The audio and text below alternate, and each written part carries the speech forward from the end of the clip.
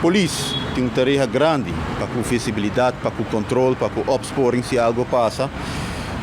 Nós, no momento aqui, a organização e ambiente do corpo policial está de inseguridade e não muito saudável.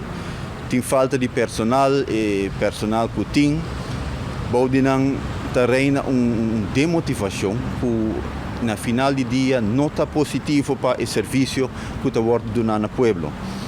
Apesar de uma reunião pública, me faço uma petição na nosso ministro de Justiça para percurar para nosso corpo-chefe novo, o senhor Ramon Arnhem, bem parlamento, para dar uma apresentação, uma explicação como vai sanear nosso corpo policial.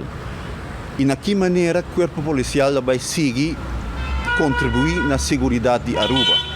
E na que maneira vai frenar o fenômeno lamentável que nós estamos mirando, está desenvolvendo. Também me falou para a minha moção para organizar uma ação para entregar arma de candela. A trove, aqui não é a solução, mas sim é uma parte da solução. Nos corpo-chefe, se por mim, 100 dias não passa, ela ganha a oportunidade, ela toma seu tempo para conhecer sua gente, conhecer seu corpo, conhecer seus stakeholders, fine-tune o plano para ir nos dilante.